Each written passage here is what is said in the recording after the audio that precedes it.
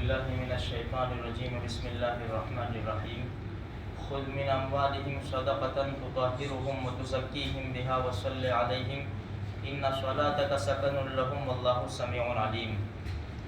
آپ ان کے مالوں میں سے زکوٰۃ لیجئے اور ان کو پاک کیجئے اور صاف کیجئے اور ان کے لیے دعا کیجئے، بے شک آپ کی دعا سکون ہے ان کے لیے اور اللہ سننے والا جاننے والا ہے۔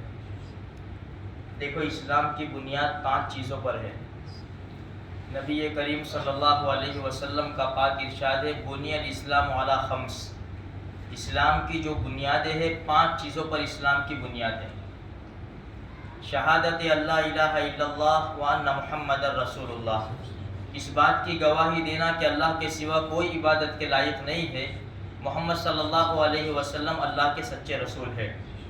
وَإِقَامِ الصَّلَاةِ، نماز کو قائم کرنا، وَإِيتَاءِ الزَّكَاةِ، زکوٰۃ ادا کرنا، وَالْحَجِّ، حج کرنا، وَصَوْمِ رمضان، اور رمضان المبارک کے روزے رکھنا۔ یہ 5 بڑی بڑی بنیادیں ہیں۔ اسی لیے دیکھو، ہر ایک کا ایک الگ الگ مقام اور مرتبہ ہے اور فریضہ ہے، اور اس کو چھوڑنے کا بہت بڑا گناہ ہے۔ جیسے نماز لے لو، نبی کریم صلی اللہ علیہ وسلم کا پاک ارشاد ہے کہ ایمان اور کفر کے درمیان فرق کرنے والی جو چیز ہے وہ نماز ہے۔ نماز کتنی بڑی چیز ہے۔ روزے کے بارے میں کیا فرمایا کہ اگر کسی نے رمضان المبارک کا ایک روزہ چھوڑ دیا، پوری زندگی بھی وہ روزے رکھے گا نا تو اس کا مقابلہ نہیں ہو سکتا۔ حج کے بارے میں فرمایا جس کے اوپر حج فرض ہو گیا اور اس نے بغیر کسی ریزن کے حج نہیں کیا، اللہ کے رسول صلی اللہ علیہ وسلم فرماتے ہیں چاہے وہ یہودی ہو کر مرے یا نصرانی ہو کر مرے، ہمیں اس کی کوئی پرواہ نہیں۔ اسی طرح زکوٰۃ کے بارے میں اللہ پاک نے جن لوگوں کے اوپر زکوٰۃ فرض کی ہے ان کے بارے میں کیا فرمایا؟ والذین یکنزون الذهب والفضة ولا ينفقونها في سبیل اللہ فبشرهم بعذاب الیم، کہ جو صاحب مال ہے اور اللہ کے نام پر نہیں دیتے ان کو دردناک عذاب کی خوشخبری دے دو۔ یوم یحمى علیہا فی نار جہنم، کہ جس دن ان کا مال لایا جائے گا اور آگ میں اس کو جلا کر، اس کو بالکل تپا کر اس کی پیشانی کے اوپر، چہرے کے اوپر اور پہلو کے اوپر داغا جائے گا۔ فَتُقْوَى بِهَا جِبَاهُهُمْ وَجُنُوبُهُمْ وَظُهُورُهُمْ هَذَا مَا كَنَزْتُمْ لِأَنفُسِكُمْ فَذُوقُوا مَا كُنتُمْ تَكْنِزُونَ، اور کہا جائے گا یہ تمہارا مال ہے، اس کا مزہ چکھو۔ حدیث میں آتا ہے، بخاری شریف کی روایت ہے، نبی کریم صلی اللہ علیہ وسلم کا پاک ارشاد ہے کہ جس کے اوپر زکوٰۃ فرض ہوئی اور اس نے زکوٰۃ ادا نہ کی، کل قیامت کے میدان میں وہ مال، اس کا مال گنجا سانپ بن کر آئے گا اور اس کو ڈسے گا اور کہے گا کہ میں تیرا مال ہوں۔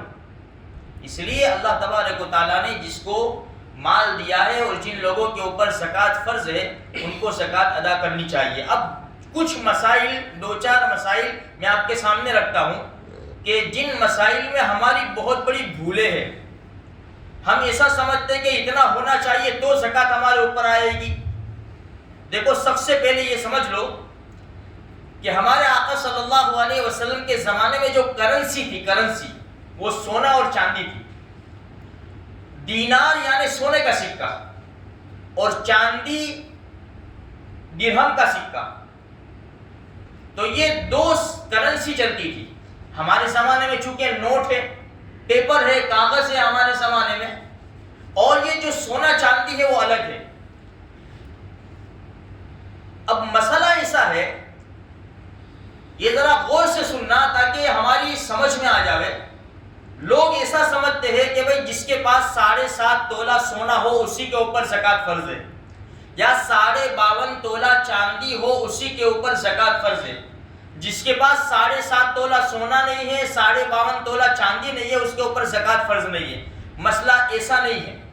اگر 7.5 تولہ سونا، یعنی کیا مطلب کہ سونے کے علاوہ اس کے پاس دوسرا کچھ بھی نہیں ہے، نہ چاندی ہے، نہ 50 روپے ہے، نہ کچھ سامان ہے، نہ اس کا بزنس کا کچھ بھی نہیں ہے، تو 7.5 تولہ سونا لکھا جائے گا۔ جب تک 7.5 تولہ سونا نہ ہوگا اس کے اوپر زکوٰۃ فرض نہ ہوگی۔ لیکن ہمارے زمانے میں ایسا ہوتا نہیں ہے۔ ہم کیا دیکھیں گے؟ کیونکہ ہماری کرنسی نوٹ ہے، پیپر ہے، سونا چاندی الگ ہے، تجارت کا سامان الگ ہے. ہمیں صرف اتنا دیکھنا ہے کہ 52.5 تولہ چاندی کتنے پیسوں میں آ جاتی ہے. آج کے حساب سے تقریباً 40 ہزار لے لو، 40 ہزار آج کے حساب سے. جس آدمی کے پاس 40 ہزار ہوں گے اس کے اوپر زکوٰۃ فرض ہوگی. اب مثال کے طور پر تھوڑا سا سونا ہے، تھوڑا سا 2 گرام 3 گرام اتنا سونا ہے، تھوڑی سی چاندی ہے اور تھوڑے پیسے ہیں، یا سونا ہے پیسے ہے، یا سونا ہے چاندی ہے، یا چاندی ہے پیسے ہے، کچھ بھی لے لو. کیونکہ ہمارے زمانے میں ہر آدمی کے پاس پیسے تو ہوتے ہیں، 10 روپے 20 روپے 50 روپے 100 روپے، غریب سے غریب آدمی کے پاس بھی اتنا پیسہ تو ہوتا ہے. تو 3 گرام 4 گرام سونا ہے اور تھوڑے سے پیسے ہیں، یہ دونوں کو ملا کر اگر 52.5 تولہ چاندی آ جاتی ہے، اتنے پیسے ہو جاتے ہیں، اس آدمی کے اوپر زکوٰۃ فرض ہے. بھائی تجارت کا تھوڑا سا مال ہے، 1 گرام سونا ہے، صرف 1 گرام، تھوڑا سا تجارت کا مال ہے. چلو میں ایک عورت کی مثال دے دوں. بھائی ایک بیوہ عورت ہے جو اپنا لاری چلا کر گزارا کرتی ہے، اپنے گھر کے پاس ایک لاری رکھی ہوئی ہے، اس میں سامان وغیرہ جو بھی سب بچوں کا سامان بیچتی ہے. اس کے پاس 2-3 گرام سونا ہے، زیادہ نہیں، 2-3 گرام سونا ہے. اب یہ دیکھیں گے کہ وہ یہ سونا کتنے کا ہے، دکان میں لاری میں مال کتنا ہے، اس کے پاس کیش کتنا ہے. یہ سب ملا کر 40 ہزار روپے ہو جاتے ہیں، جس میں 52.5 تولہ چاندی آ جاتی ہے. اس عورت کے اوپر زکوٰۃ فرض ہے. یہ زکوٰۃ نکالے گی لے گی نہیں، یہ زکوٰۃ نکالے گی لے گی نہیں. ہاں اگر قرض ہے، کسی کے پاس اتنا تو ہے لیکن اس سے زیادہ قرض ہے، بھائی اسی عورت کا مثال لے لو، کہا اتنا پیسہ تو ہے اس کے پاس کہ بھائی جس میں 52.5 تولہ چاندی آ سکتی ہے، لیکن سامنے 50 ہزار 60 ہزار روپے قرض ہے. تو اگر یہ اس کے پیسے مائنس کریں گے پھر بھی یہ قرضے میں ہے.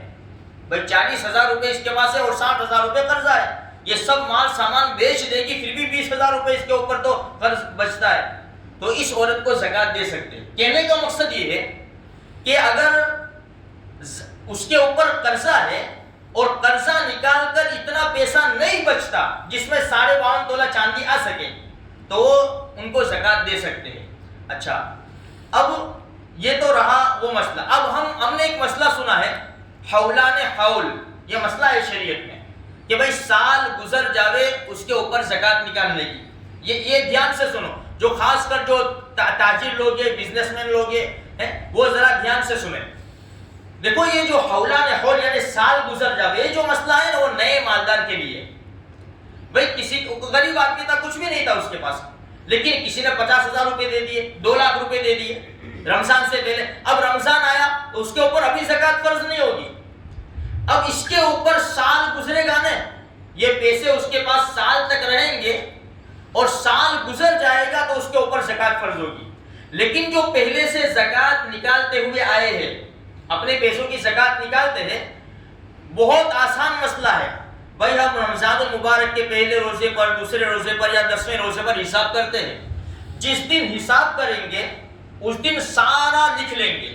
بھائی میرے پاس پلاٹ بیچنے کے کتنے ہیں، میرے پاس مکان بیچنے کے کتنے ہیں، یا تو میرے پاس جو دکان کا سامان ہے وہ کتنے کا ہے، میرے پاس کیش کتنے ہیں، کسی کے پاس سے لینا کتنا ہے، وہ سب لکھ لیں گے. اس کے بعد جس کو دینا ہے اس کا مائنس کریں گے. اب ہمارے پاس جو رقم بچتی ہے، جو اماؤنٹ بچتی ہے نا، اس کے اوپر زکوٰۃ فرض ہے. اب سال کے بیچ میں ہمارا جتنا بھی اتار چڑھا ہوا ہو نا وہ ہم نہیں دیکھیں گے. بھائی رمضان سے پہلے یعنی رمضان 10 لاکھ روپے تھے، اب رمضان میں 20 لاکھ روپے آ گئے، ہم یہ سوچیں کہ یار زکوٰۃ تو 10 لاکھ روپے کی نکالنے کی، 10 لاکھ روپے تو ابھی آئے، اس کے اوپر تھا، سال نہیں گزرا. نہیں، مثال کے طور پر ایک عورت ہے جو اپنے شوہر کے وہاں رہتی ہے، اس کے اوپر 50 ہزار، اس کے پاس 50 ہزار روپے ہیں، 50-60 ہزار روپے وہ 2-4-5 سال سے زکوٰۃ نکالتی ہوئی آتی ہے. اللہ سب کی عمروں میں برکت نصیب فرماوے. باپ کا انتقال ہو گیا، اب باپ کی وراثت میں سے اس کو رمضان سے پہلے 2 لاکھ روپے مل گئے. اب یہ زکات کتنے کی نکالے گی؟ وہ 50-60 ہزار روپے کی نہیں نکالے گی, یہ 2 لاکھ بھی اس میں ایڈ کرنے پڑیں گے. ہاں, اور 2.5 لاکھ روپے کی زکات نکالیں گے. جو چیزیں بیچنے کی نہیں ہیں اس کے اوپر زکات نہیں ہے. بھائی کسی آدمی کی فیکٹری ہے, کارخانہ ہے, اس میں کروڑوں روپے کی مشین ہو نا, کروڑوں روپے کی مشین ہو, ابجوں روپے کی مشین ہو, وہ مشینوں کے اوپر زکات نہیں ہے. لیکن جو کمائی ہماری ہو رہی ہے اس کے اوپر زکات ہے. اسی طرح کوئی رکشہ چلا رہا ہے, کوئی ڈرائیونگ کر رہا ہے, جو کچھ بھی ہے, تو وہ سادھن کے اوپر, سامان کے اوپر زکات نہیں ہے, بلکہ اس کے اوپر جو ہم کماتے ہیں نا اس کے اوپر زکات آئے گی. اب رہا مسئلہ نوجوانوں کا, جو لوگ کام کرتے ہیں یعنی جاب کرتے ہیں, ان کو سیلری ملتی ہے, تنخواہ ملتی ہے, پگار ملتا ہے, اب ان کا کیا؟ اگر ان کا پگار پورا ہو جاتا ہے تو ان کے اوپر تو کچھ بھی نہیں ہے. یا پگار تو آتا ہے, 10,000 روپے پگار آیا, 2,000 روپے خرچی لی, 8,000 ماں باپ کو دے دیے, ان کے پاس تو کچھ بھی نہیں ہے, خالی ہاتھ بھی بیچارے.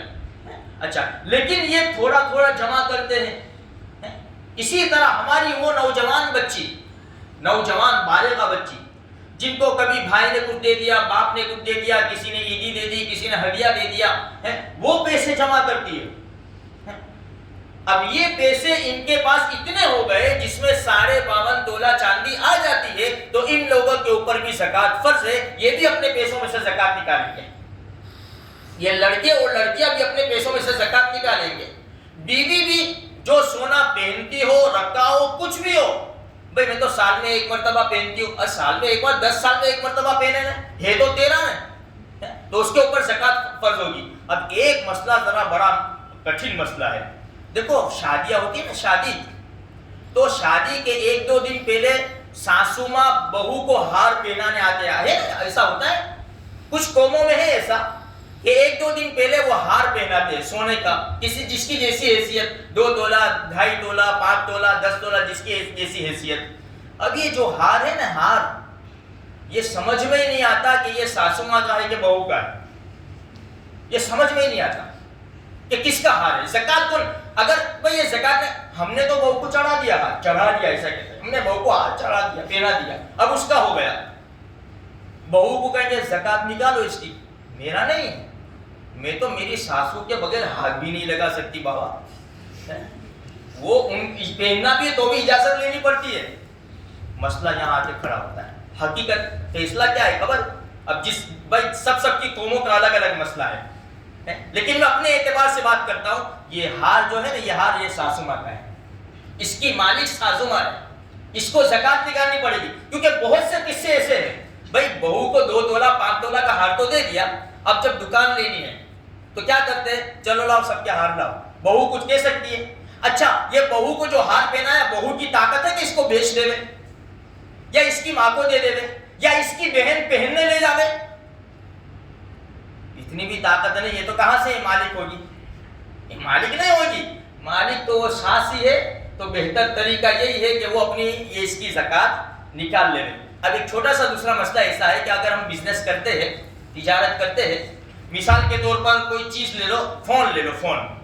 اگر کسی کا فون کا بزنس ہے, بھائی چلو یہ 10,000 روپے کا فون ہے, 10,000 روپے کا. اسی طرح کوئی بسکٹ بیچتا ہے, چھوٹا بڑا جو بھی, ایک فون کی مثال دیتا ہوں. اب جو دام میں ہم نے خریدا ہے نا, جو دام میں نے اس کو 8,000 میں خریدا, میری دکان میں سارے فون ہیں, سب 8,000 روپے میں نے, تو یہ 8,000 روپے کے اوپر زکات نہیں نکالوں گا. میری بیچان قیمت ہے 10,000 کی, تو میں ہر فون کا 10,000 قیمت لگا کے اس کا حساب لگاؤں, اس کی زکات ادا کروں گا. مثال کے طور پر مجھے 40 فون میں سے ایک فون دینا ہے, 40 فون میں سے ایک فون, تو ہم فون دے دیں گے تو 10,000 قیمت لکھیں گے. یا تو مان لو ہم نے یہ فون خریدا 8,000 روپے کا, اور ہم نے زکات بھی نکالی 8,000, غریب کو آدمی کا لے بھائی یہ 8,000 روپے.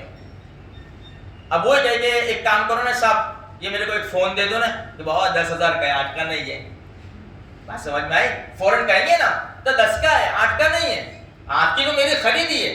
تو بھائی خریدی اس کی قیمت کے اوپر یعنی زکات نہیں ہے, بلکہ بیچان جو ہے اس کے اوپر ہماری زکات نکلے گی. تو خیر میرے بھائیوں، یہ تھوڑے سے مسائل بڑے مسائل تھے جو میں نے آپ کے سامنے بیان کر دیے. جس کو کچھ سمجھ میں نہ آوے وہ پوچھ سکتے ہیں، اور اگر سمجھ میں نہ آوے تو لکھ کر بھی ہم دے سکتے ہیں.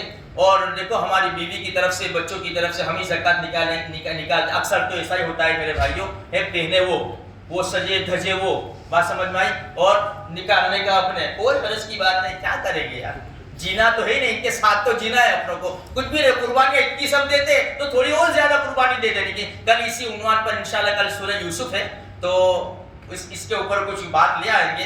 اللہ تبارک و تعالیٰ کئی سنی باتوں کے اوپر عمل کرنے کی توفیق عطا فرماوے. بسم اللہ الرحمن الرحیم. اللهم صل علی سیدنا محمد وعلى آل سیدنا محمد وبارک وسلم. اللهم ارفع عنا البلاء والوباء، اللهم ارفع عنا البلاء والوباء، اللهم ارفع عنا البلاء والوباء. اللهم اشف مرضانا ومرضى المسلمين واغفر موتانا وموتى المسلمين. اللهم انا نسألك العفو والعافية في الدنيا والآخرة. جزا الله عنا محمدا ما هو أهله صلى الله عليه وسلم. آمين.